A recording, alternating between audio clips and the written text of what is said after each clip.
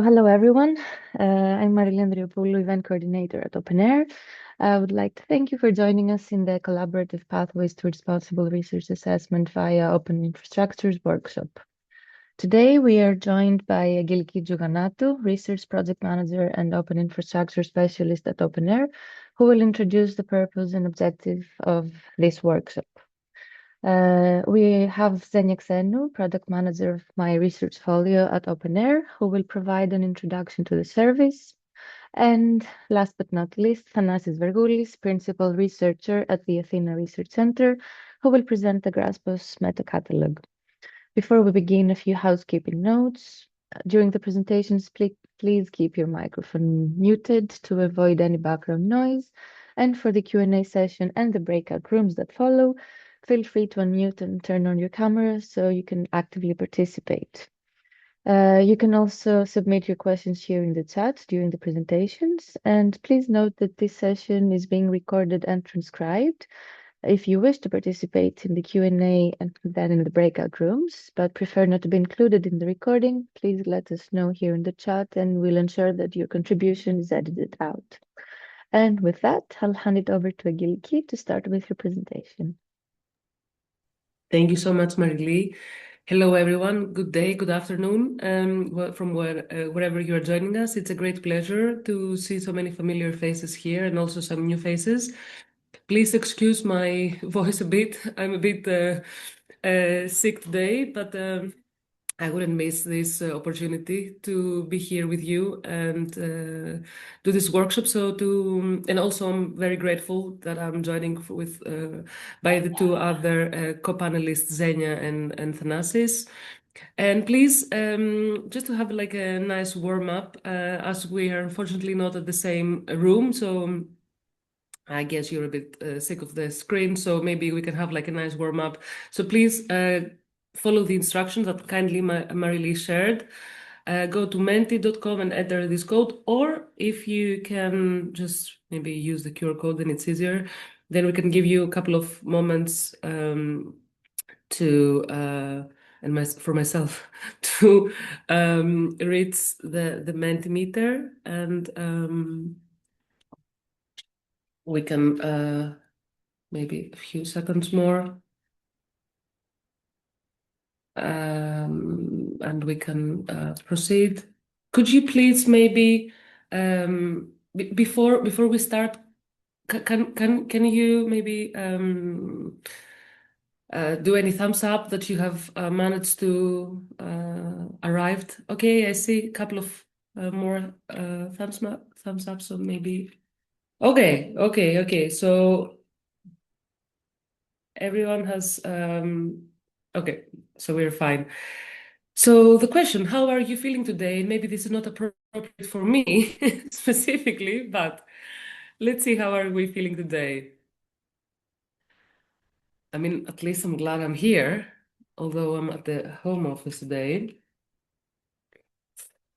I see people are ready to revolutionize research assessment. So glad to see people are quite, let's say, feeling powerful. You guys are at the right place for revolutionizing research assessment. And then some of us, I guess, still waiting for the coffee to kick in.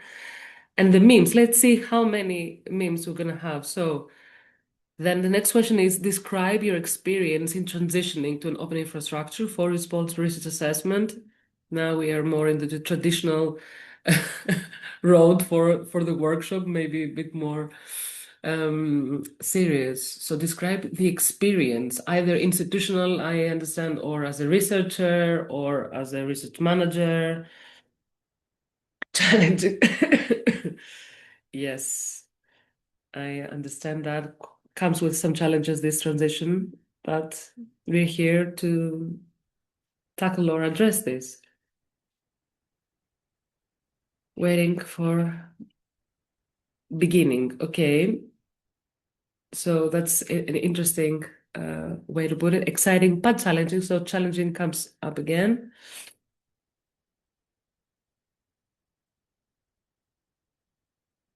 I also assuming because we are from different geographical regions, so we are in different levels or places in the assessment. So, okay, so now more results are coming up. So beginning slow, difficult. So challenging is still at the very center. Long, worth it. I like the worth it. Complex. Well, yes, changing culture, difficult, long, slow, challenging, exciting but challenging. So challenging. So there are a lot of challenges. So I would love to hear more about these challenges and also during the workshop. And I'm sure Zenia and Thanasis, please, Zenia and Thanasis, feel free to unmute yourself and you can, or anyone, just feel free to jump on. And maybe we can move to the next question. What are the motives for transitioning to open infrastructures for responsible research assessment? The motives. We know it's challenging and slow, but maybe worth it. As said, no, I think it's definitely worth it, but we need to see how to overcome these challenges and what are the motives. What you think is the most, some of the main key topics for the motives. I also have to remind myself to do this. I think development. Development, I guess it's development for like as a research, like as an institution, as a researcher, or claiming control, reclaiming control. I think finance development, aligning with open science, of course, freedom, social value, fair, openness. So I see it's a lot of like values misalignment for the closed infrastructures, and this is the motive also for opening up. And equity, interesting, community ownership again. So new culture. So again, it's about values and how this aligns with openness and open science and research culture and collaboration in general and freedom. Okay, return knowledge to society. I endorse. I mean, I love this this exercise. So okay, thank you. And can we please move to the next one? Oh, more were coming up. Maybe I was quite fast. Transparency. This time is at the block. So transparency, freedom, financial constraints. So a lot of investments and money are needed for closed infras. I probably comparing to openness to open ones. Okay, thank you. And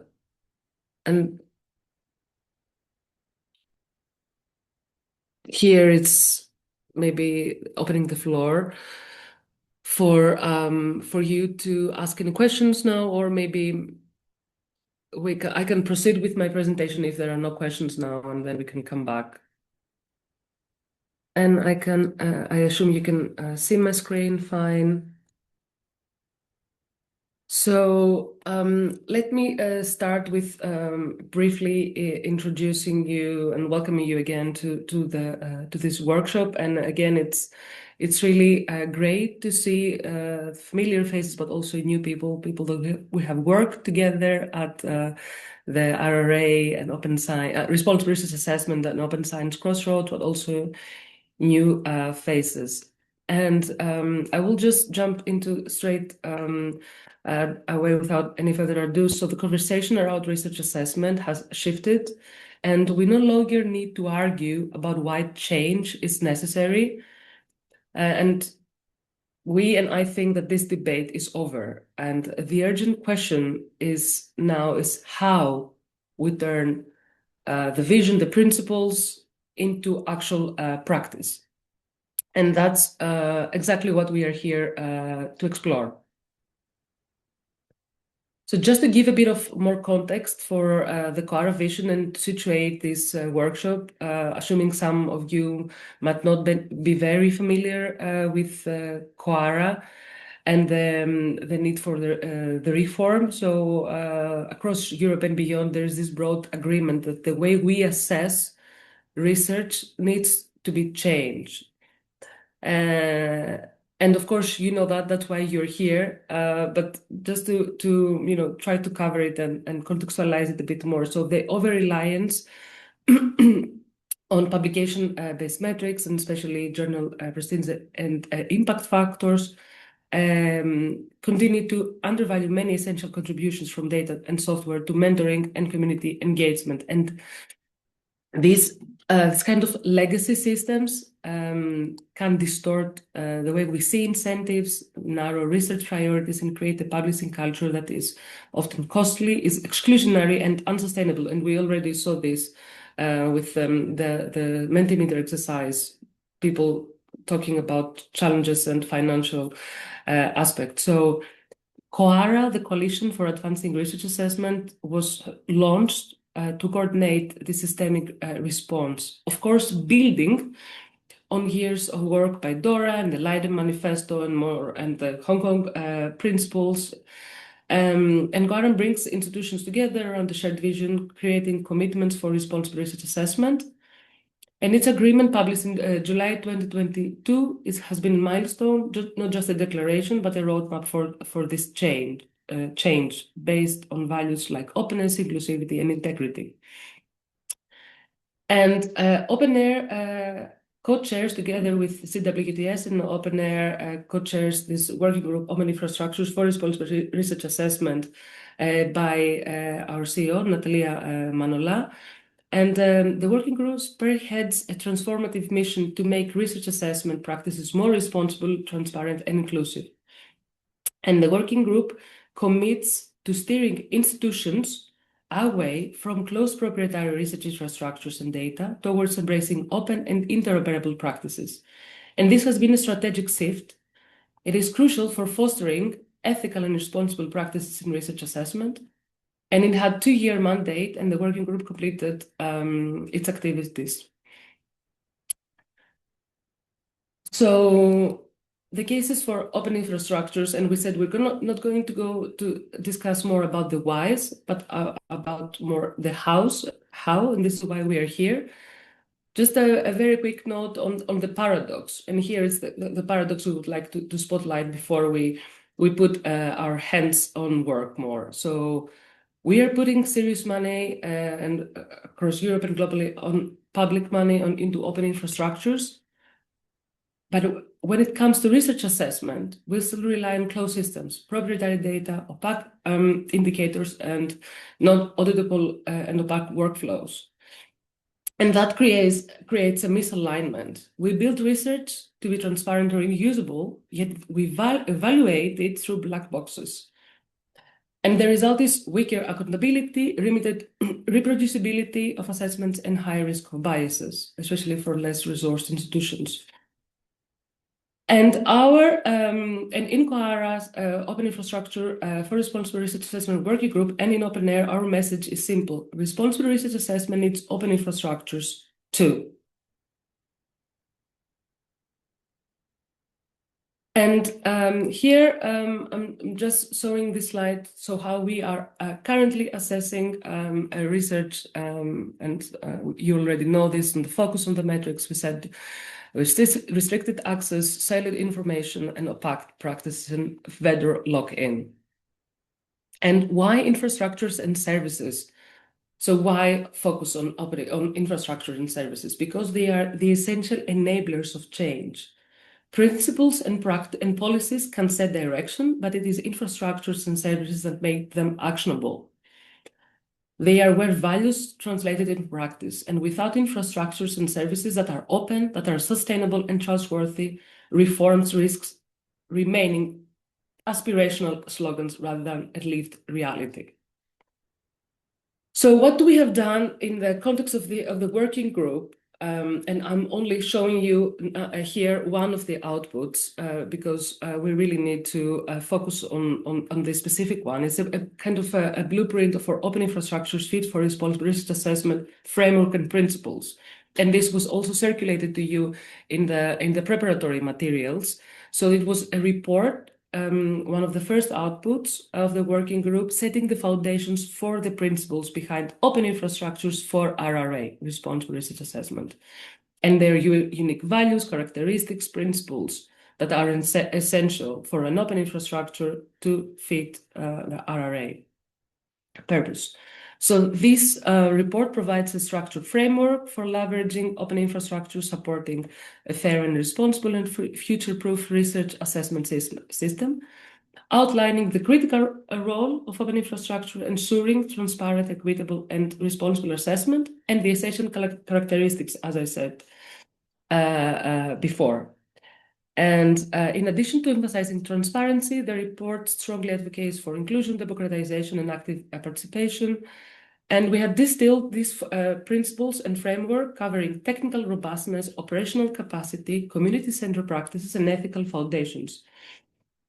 And we translated this into a lightweight, actionable checklist. And we conducted a public consultation to receive validation. So we had conducted a public consultation that we received numerous of feedback, very constructive feedback. And one of the main,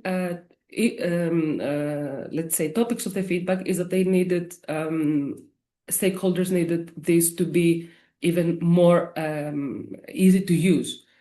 For this reason, we created the checklist. So this is for you to remind yourself again what the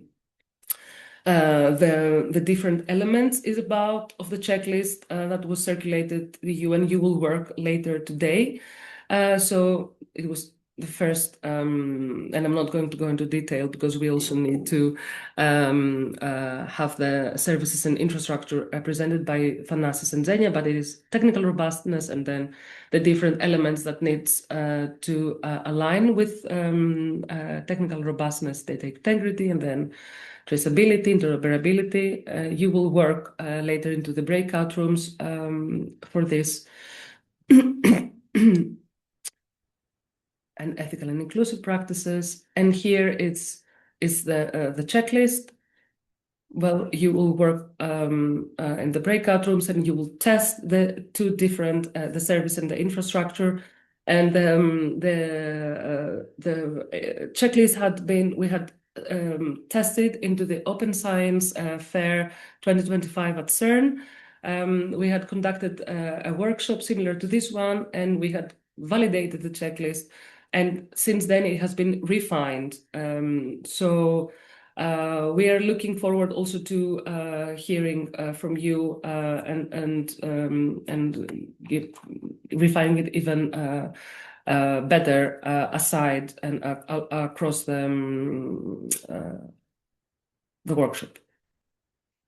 And we're also, and we have put also the checklist and the report to the CoARA endorsement. So we're waiting for this output to be endorsed by CoARA. So the agenda for today is the framing and the welcome that we have already done, and then the spotlight presentations, MyResearchFolio by Zenia and GraspOS Catalogue by Thanasis. Then we will receive questions and form the groups. We'll have breakout rooms, two breakout rooms, one for MyResearchFolio and one for GraspOS Catalogue. And then after you test the systems against the checklist, you will take notes, what works, what doesn't work, or maybe what is the challenges that you also mentioned at the beginning at the Mentimeter, and then we will do a synthesis, and then we will try to have from assessment to action, as we write here, implementation pathway. So a structure way and a roadmap to make sure that this will just not get lost in the void. So I stop here, and I would like to invite Zenia to present MyResearchFolio. Zenia, please. You are muted if you're talking to us. I don't know if you can see my screen right now. Yes, yes, yes. Thank you. So, yes, welcome. And from my side, I'm Zenia Xenou. And I will present today MyResearchFolio. It's a new pilot service that we are currently creating in OpenAIRE.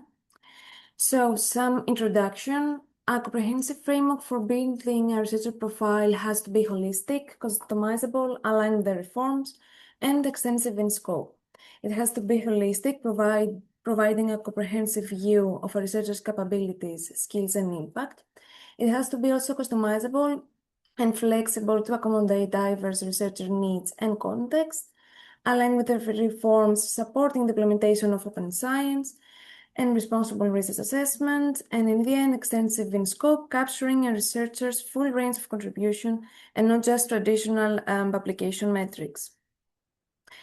So, Angeliki referred previously in 4 main pillars: the technical robustness, operational capacity, community-centered practices, and ethical practices. Here is some of the characteristics that MyResearchFolio checked in this checklist. For example, about the technical robustness, we are transparent and open, we have high quality data. About the operational capacity, we are customizable and we support customizable frameworks and recognition of all research contributions. About the community-centered practices, we are equitable and inclusive, and ethical practices, we support the bias-free evaluation and fair and transparent metrics. So now about the MyResearchFolio, I will be quick, so I will have some time to show you a quick demo. Our knowledge sources is the OpenAIRE graph and the ORCID, and with some data visualization assessment criteria, we are trying to present and highlight the qualitative and quantitative information of researchers' achievements. We include open science indicator promoting transparency and accessibility to research. And we created an interactive timeline with a detailed overview of all research outputs and activities. So with this, some specification of the current prototype right now. The users log in with their ORC ID. The information in the data are from the OpenAIRE graph and ORCID. Users will be able to modify the displayed information, and the information added by the user to their dashboard will be updated in the corresponding ORCID profile. So let's move quickly. You can see now the demo. Yes. Okay. I will zoom because I have a large display right now, so you can see. Here in this part, in the first part, we have some personal details, a short biography. Here, I don't know if you can see because right here. In this part, we have some citations, information about the field of science of the researcher, citations, research outputs, some statistics about the author and openness. And now in this part, we have this overview, the timeline. This is all the contribution of the researchers that we have right now in a chronological order. Of course, the researcher can change this chronological order and add time periods or change it as they wish. We have information about the employment of the researcher, education and teaching. We have from the OpenAIRE graph and some research outputs, publication, other. It refers to deliverables, to books. We have datasets, softwares. We have information also about the projects, network information and collaborations, awards of the researcher, activities. This information, we have them from ORCID. Is information like external evaluator, memberships.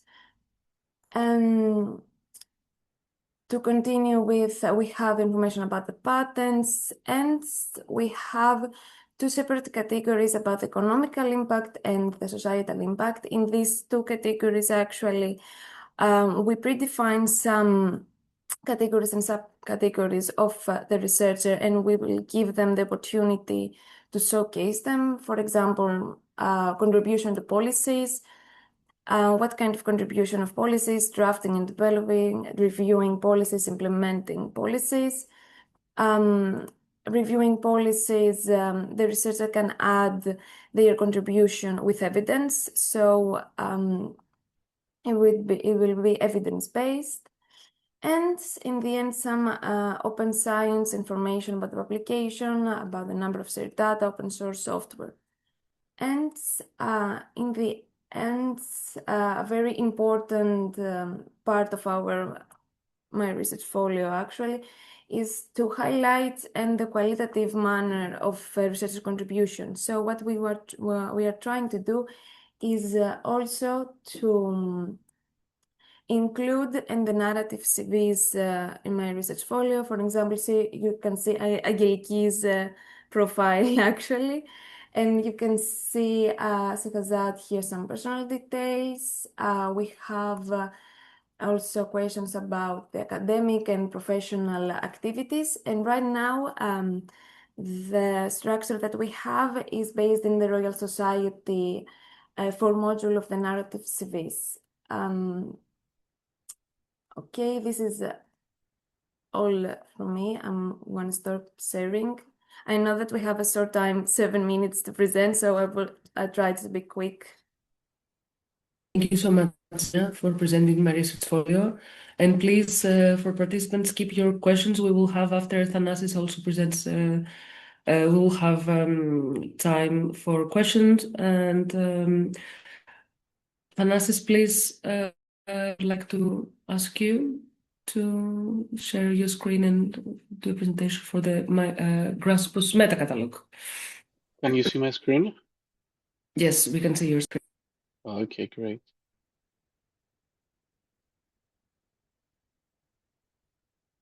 So, hi everyone. I'm Thanasis Vergoulis, Principal Researcher for Athena Research Center. And I will quickly present you the GraspOS meta catalog, which is more or less an infrastructure that tries to support people in discovering resources, open resources for research assessment. So the concept, we had the mission to build an open EOSC integrated infrastructure to enable policy reforms for responsible research assessment that also supports crediting open science activities. In general, the idea was to make all open resources related to responsible research assessment discoverable in EOSC. So we had to create some metadata standards. We had to create a meta catalog that collects those metadata for different kinds of resources and make sure that those are synchronized to the EOSC Resource Hub so that they can be also discoverable through that catalog. And in general, the aim was for this infrastructure, for this meta catalog, to serve as the one-stop destination for discovering resources that can support responsible research assessment practices. And when we are talking about resources, we mean data sets that can be used in such practices, tools, services, but not only those, also guidance material, like best practices documents, but also templates like, for instance, some profile templates that can be used to describe a researcher's career. This is a screenshot of the meta catalog, but we will see it later on in more detail. The general architecture, I will not say a lot about that, but just keep in mind that the system contains different catalogs collecting each of the different kinds of resources, their metadata, and then all these are integrated into the meta catalog that offers an intuitive user interface to everyone.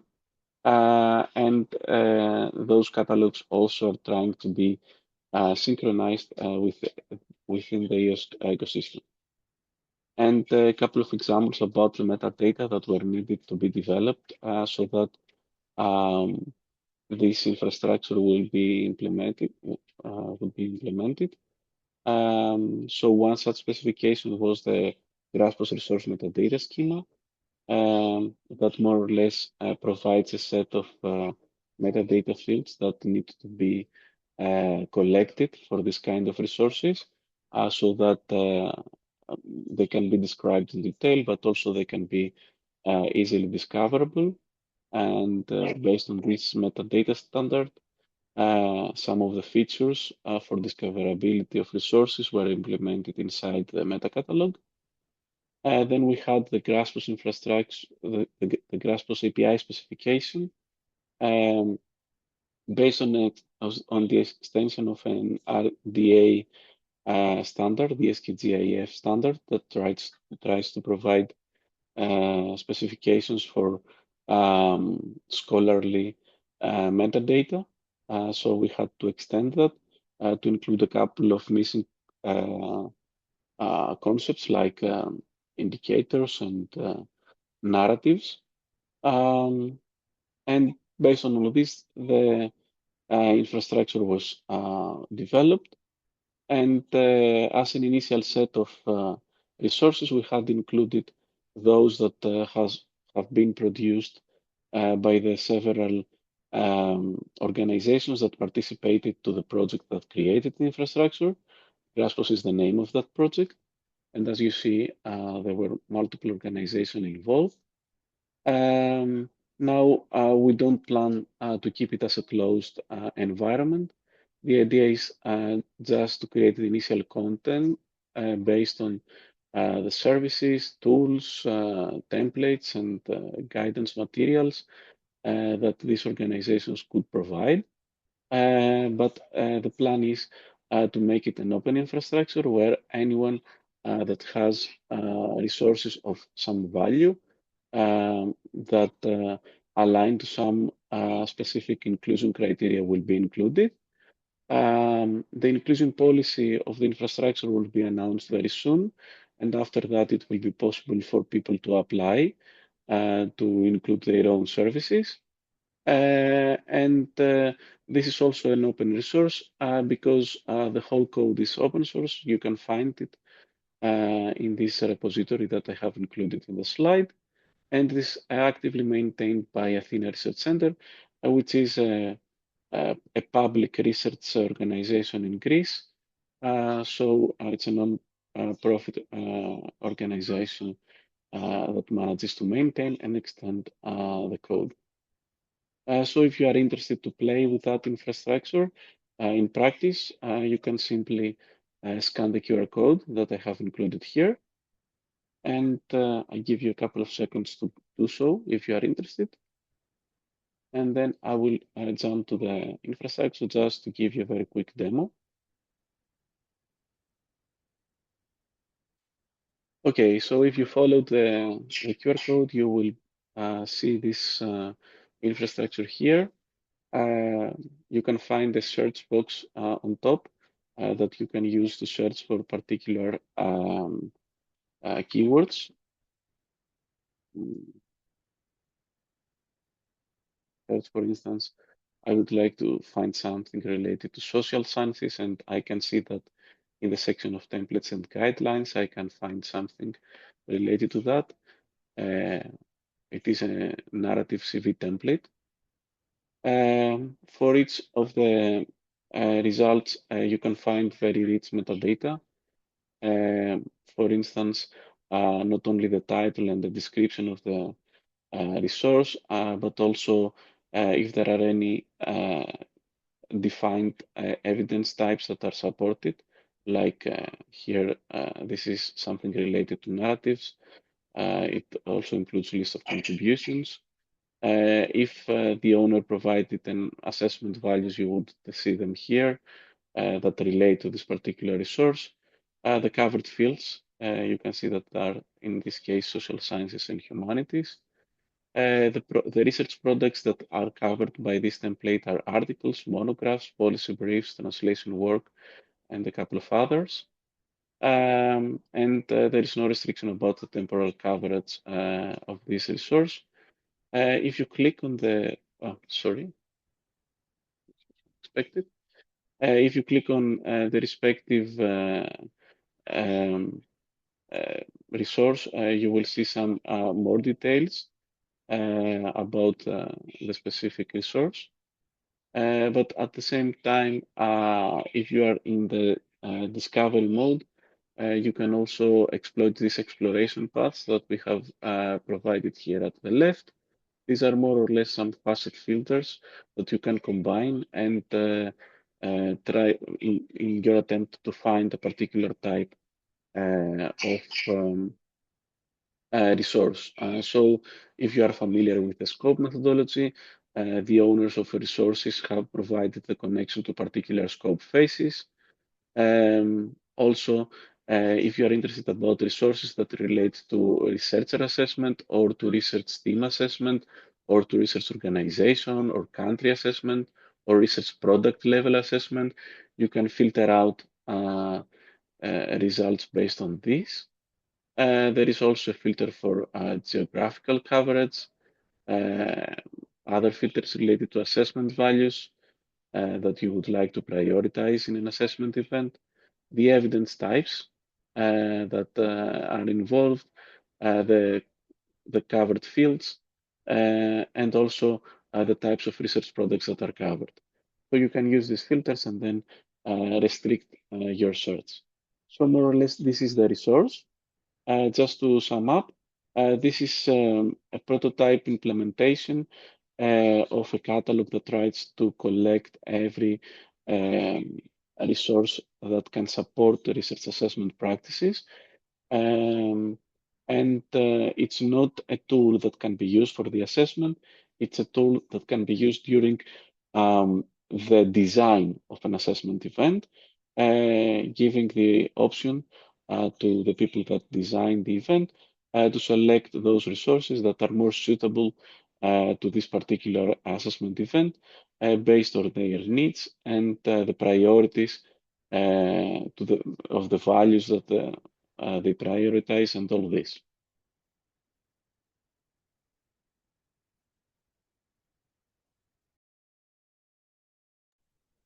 Thank you so yeah. much, Thanasis. Thank you for the presentation and the demo. I think it is very interesting to also understand a bit deeper for those of us that are interested in the meta catalog, how this aligns and what are the how this can help us actually to achieve the aim of RRA, but also for the workshop today. The same, of course, for MyResearchFolio. So there are two different approaches on the RRA today for the GraspOS meta catalog and the MyResearchFolio. So I think what we are quite tight with the timing. So are there any burning questions? Burning in parentheses. Are there any questions before we move on? Because the actual activity for today is for you to play around with the systems and understand what their capabilities are, and of course, stress test them against the checklist. And there are quite like, oh, hi, Eloy. Hello. Hi. Can you hear me? Good to see you. Yes. Okay, I can good hear to you. see you. Thank you. As I'm planning to join the group about the catalog, I have a question for MyResearchFolio. So it's a simple one, and I will ask now. I see that you have the narrative CV template that is based on the Royal Society, but it will be possible to use. So if there are other narrative CV templates, for instance, if there is a national CV template from a research funder, it will be possible to use it and implement it in MyResearchFolio. Yes, actually, our goal here is to be fully customizable And depending on the institution needs or the organization needs, we will alternate the narrative however they want. Yes. Okay. Thank you. Thank you, Zenia. Thank you. Great.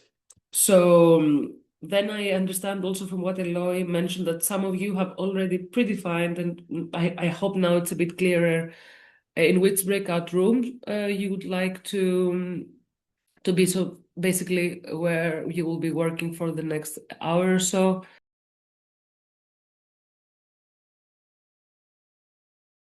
I hope you had a productive time, and I would be interested to hear how you like this this exercise. We will give approximately 5 minutes to each group to tell us of their results and how they what they think about the checklist. But let's give them 1 minute or maybe less, that everyone click the button to come back here. So maybe see you in 15. Okay. No, now everyone is coming back. Hello. Hello, I think now we lost some people. I know they informed me they had some other topics and they couldn't stay for the second half of the workshop. So I hope this exercise was productive and interesting for you. I saw from the Miro that you were all working really hard on that. So I would like to give 5 minutes to each group to tell us what they discussed and what they found out. In the Miro, there is this AI tool, not that I am really fond of, but at least at this stage, and when we have such a tight deadline, it helps. So I just grouped everything, like I just linked all the your posts, and it automatically made 2 different research synthesis and a summary. So now by an AI tool in the Miro, you can see what you discussed. I just did that for time purposes. I'm sure we can do better than AI Miro, or I hope we can do better. So I would like to ask you, so now maybe we start this time from the GraspOS. Thanasis. One question about this summary Of course. that AI provides. Yes. Yes. Is this something that you triggered at some point? Because I have included a couple of missing things that we have discussed now. So if you can... No problem. I did it just before I called everyone back, but it's very easy. I call it just showed me, so I can just do it now again. So research synthesis and summary. So now you'll see the bigger, the more lengthier version of research synthesis. And wait, and I can also do a summary. So I think it's better if we now start from the GraspOS meta catalog before we started with MyResearchFolio. So Thanasis and anyone from your team, would you like to start maybe around 5 minutes to have like a debrief and tell us what you summary as well? What you discussed. You can see everything in Miro now. Yes, I think that I can start. Can I share my screen? Is okay? Is it okay? Of course. Okay, so screen. You speak.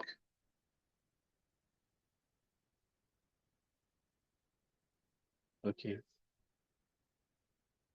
Okay, let me zoom in a little bit.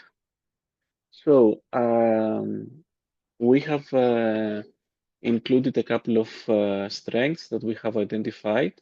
What we did was to go through all the items in the checklist, going from category to category. And I tried to discuss about the different aspects that relate to each of those items based on my experience. And I left the space for the other participants to start included sticky notes. And then at the end, we went through that, and I added a couple of missing things that I had the chance to identify. So regarding the strengths, It seems like the platform is scalable because it is based on some technologies that we know that they are state of the art for big data. And in any case, there is no option that the data will become that large in any case. There is no possibility. And also the basic security is applied to the platform. We are not exposing sensitive data, first because of that, but also because we don't collect any data related to individuals. So we don't have personal or sensitive data collected. It is an open platform based on open code. Also, the decision making is transparent because of the initial design, because everything is documented inside the project deliverables that are open already. It is also an open platform in the sense that the access is open to everyone. No registration is needed to use the platform. Someone mentioned something related to interoperability because the platform was based on some standards that are open and can be used by everyone, but also because there are connections to other platforms in the ecosystem of open science infrastructures like Zenodo and the OpenAIRE services catalog. The platform provides resources that can be used to recognize different types of research outputs, and the relevant metadata fields make it easy for people to identify resources that are appropriate for that purpose. It is synchronized, as I already said, to some well-established platforms in the open science landscape. Some training events happened in the past, providing some indications about how this platform can be used. But as you will see later, there is room for improvement for that. The current organization that is supporting and maintaining this infrastructure is Athena Research Center, which is public-owned research organization, and it is good that it's not a for-profit organization behind that. And of course, there is DOIs that we keep for all the resources. For the barriers that we have identified, currently there is no an open API that is provided so that third parties can consume the data and build their own services on top. But we plan to do it in the future. So this is a current barrier.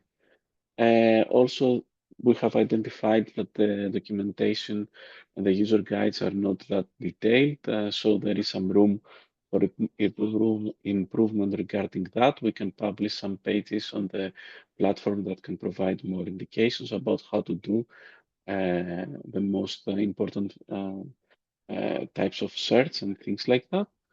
There is a lack of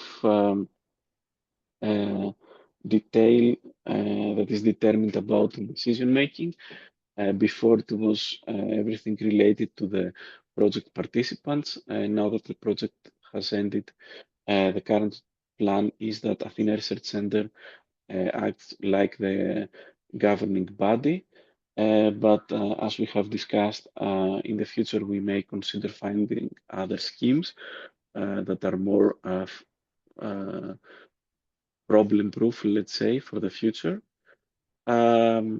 Currently, there is no indication that there is a regular way that the communities of stakeholders can intervene. In the past, of course, based on the fact that several organizations coming from RPOs, RFOs, that were participants in the project in pilot cases, we had this input, but now that the project ended, it's not clear how we can get this feedback in the future.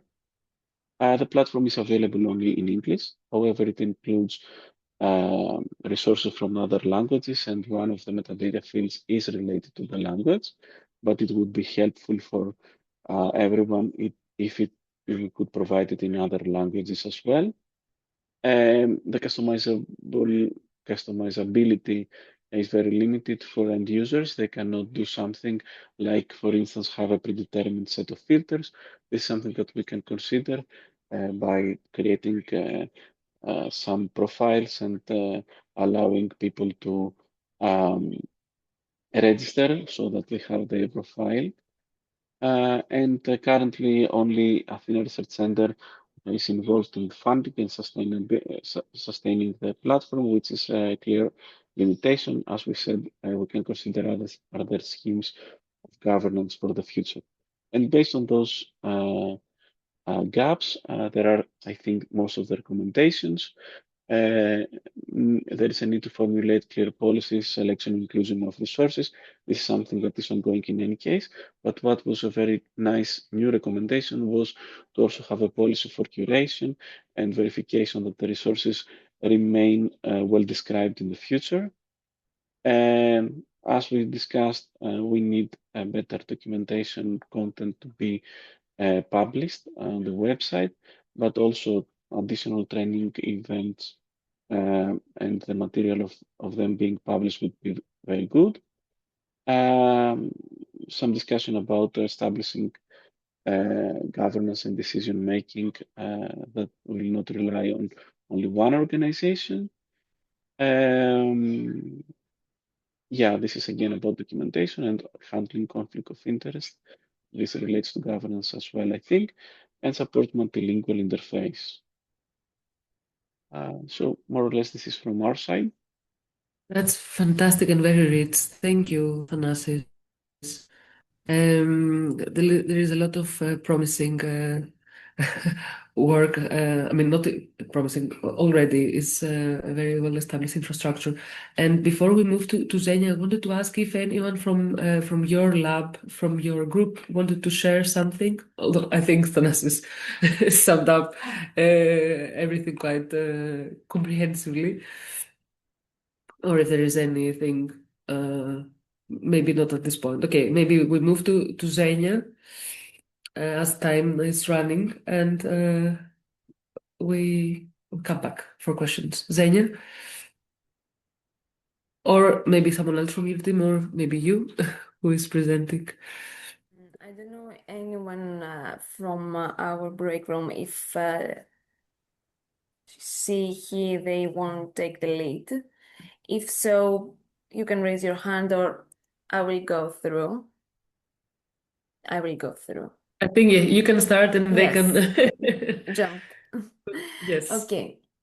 So we identify some barriers, strengths, and recommendations. I think the most of it, okay, we all like the UI, it's very usable and user-friendly to use. And the navigation, and you can see many information about the researcher specifically and with the timeline and the chronological order of the research outputs and the other contribution of the researchers. So some barriers and gaps that the team find actually is okay, the export of the data. We need actually to find ways to export all this kind of information to a unified CV document. An idea for this actually is the exportation into Europass form. So we will try to do that and to include this to MyResearchFolio. Another barrier and gaps is the initialization process with ORCID, but Milica actually, because it's from a country that is very, they demand the ORCID profile, and it is necessary to subscribe into the CRIS systems. So it will not be a problem for several countries into Europe, but beyond Europe, it will be a problem. Some recommendation, and the recommendation part, it was the most interesting actually for me, because as we are in a pilot phasing, any feedback for us is very valuable. Excuse me for that. So about the DOIs that should be clickable and redirect to the actual source of the research output, not only to the OpenAIRE Explorer or a third-party base. The link to other profile authors, to add more type of research outputs examples in the demo. These are actually based on information in the OpenAIRE graph. It's very important to grant the portability of the profiles. This is I think the more theme of discussion that we have, because we don't want to add one more thing for the researchers to do. So we have to find a way, and we have some ways, but we can be better on this, to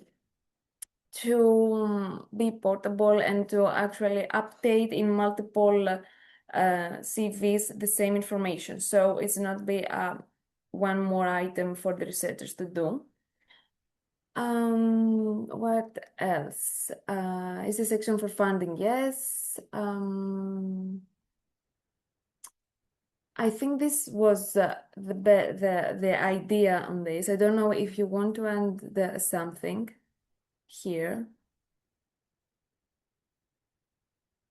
No, but I can say that the report and the research and the platform summary is very good. In some ways, improve portability. Yes, I think it's very good, and I will use it in the future. That's good to hear. Of course, we have to revise or review this before we trust it, but in such a way. Okay, thank you, Zenia. That was great. A lot of interesting information also for the recommendations. And at some point I also jumped into your breakout, and I heard about the portability and the discussion we had. And of course, I understand it's important. So.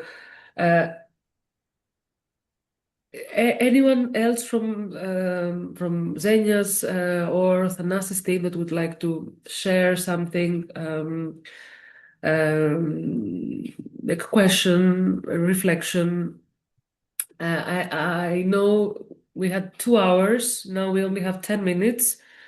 And last time we did this workshop at the Open Science Fair, it was in a different setting. It was in a physical workshop, and I find it was more like easier in a way because we were all in the same room. We didn't feel quite fragmented, but I know Zenia and Thanasis did a great job, and we had it there 3 hours. So it was maybe too much, but now 2 hours. I think we didn't maybe have the time to even say like more. And I had a last exercise about implementation pathways that I would like to close off with this. But before I go to this, Thanasis, please. Yes, just a very quick comment. So I would also ask people if they have any feedback to provide to the checklist itself. Now that they tried to apply it in a practical way. For my very limited experience in that, because as I said, I tried to be the one to explain what we did, and the people in the breakout room tried to include the different sticky notes. It seems that for some of the infrastructures, it may be that some of the items in the checklist are not applicable. So maybe we should try to indicate that in the checklist itself. I'm not sure if you have said something like this in the document. So it is okay in this checklist to have items that do not apply. So this is my only comment that I have. Thank you, Thanasis, and I think this is very crucial. We didn't have the time or the way yet to document this in such a way, and then we are also aiming to make this checklist as an actual tool. So we need to find a way to say not applicable for this infrastructure, We haven't embedded this yet. But of course it's a real, not say issue, but it's a very valid point, because it cannot be applicable everything to every service or infrastructure. So yes, of course, if you have any other comment or feedback, I would love, and we would love to get this, to receive this feedback. Because I think the checklist can be even better as long as we use it and we cross-check it and we test it and we put it out and we test it against different systems, and then it will be even stronger. Of course, you can email me later if you need maybe some time to debrief from the meeting.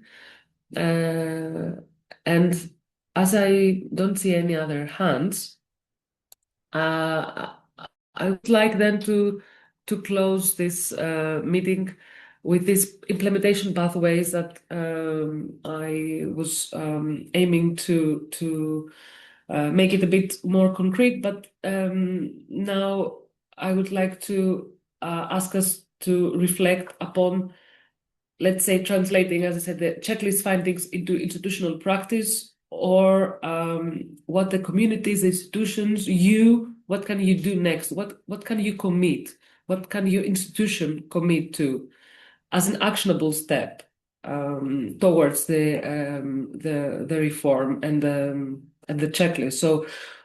So we know this is a very big vision and a very big aim to make this reform. It requires this culture change, the mindset.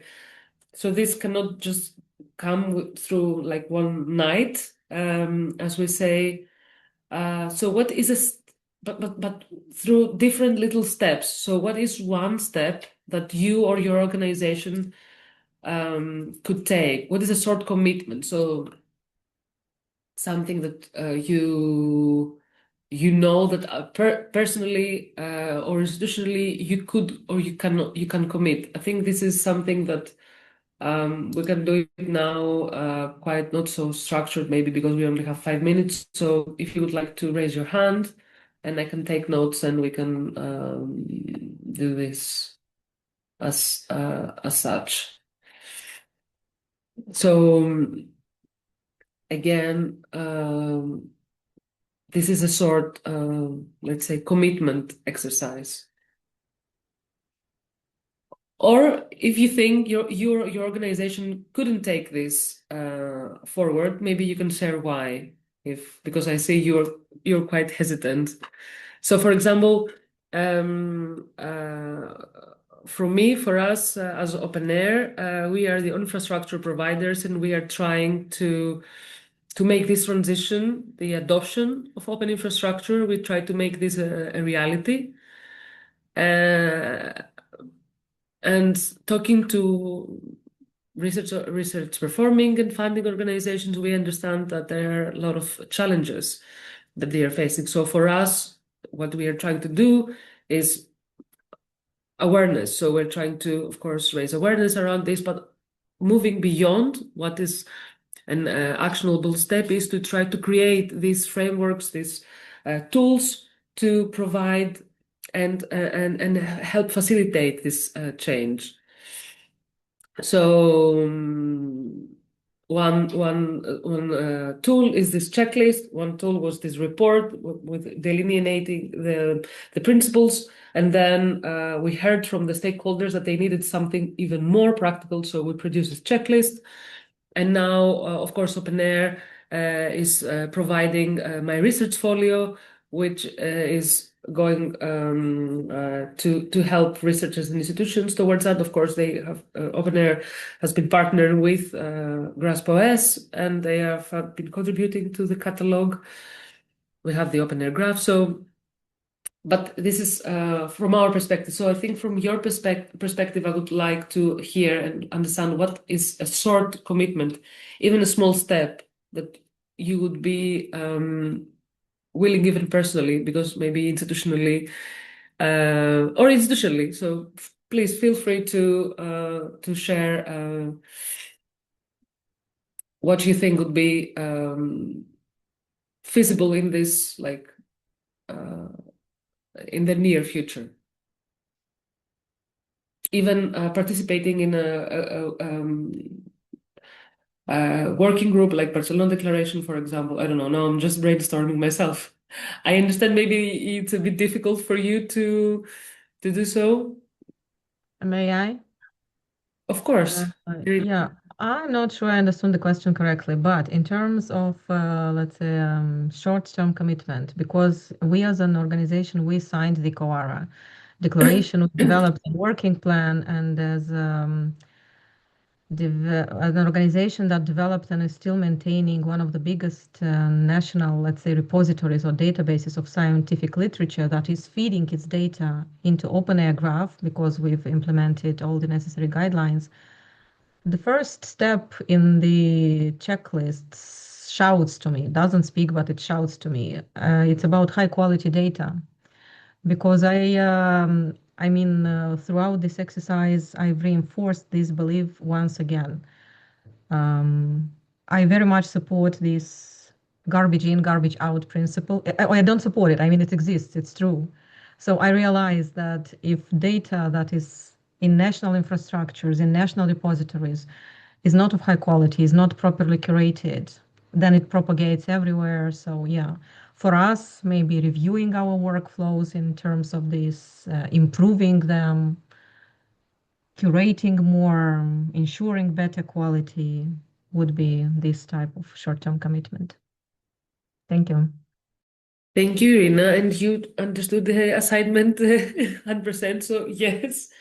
So yes, one of the very many important, but maybe one that it is also in the checklist high up, but it's not a matter of priority. But yes, you have to start from somewhere, and this is very important.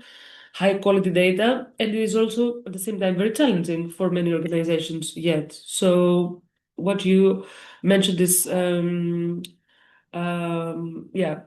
I think now I'm just thinking that we put it up as a matter of priority, but we didn't do it. I didn't do it on purpose, but maybe this reflects how important high quality data is.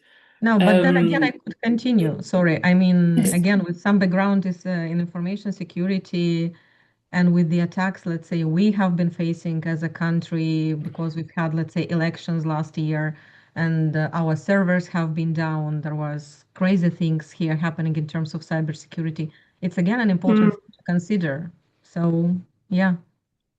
Yes, and thank you for mentioning this. And before going to Milica, in the Open Science Fair, one refinement we did, because the participants told us so, it was about cybersecurity and about sovereignty and how the infrastructure, the open infrastructure, needs to be very well, how to say, like not safe, but you know what I mean, like with regards to cybersecurity attack.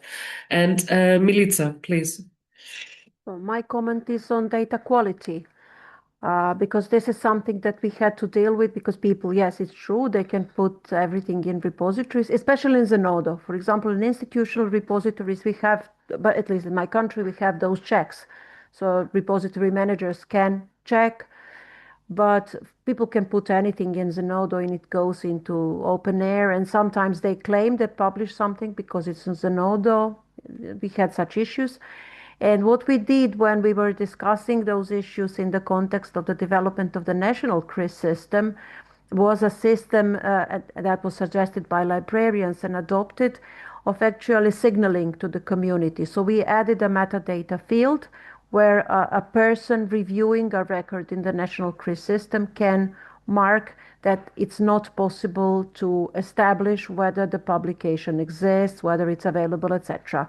So in OpenAIRE, in the OpenAIRE graph, on several occasions, I submitted requests for corrections that were not, actually, I never got any response. They were not corrected. So establishing such a system at the level of the OpenAIRE research graph, where people can like indicate and where there can be a quick response and a signaling system to indicate that something is not really reliable could be a solution to this. I can't, you have to go many steps backward if you want to correct the data at the source. But what you as an infrastructure can do is the signaling system. And for me, in our local context, the problem in the national CRIS system was solved by this, because if you can't establish that something exists, that something is correct, you can just mark it, and you did what you can do. Thank you so much, Milica, for these comments, I would say. So interestingly, I can ask and put you in contact also with our graph team, because I know they have this process of like a structured process for identifying, and yeah, but I can put you in contact, but this is much needed, definitely. And we are also are striving towards that. And I know you have to go down sometimes to the, what you say, rabbit hole, or like to find the provenance or what.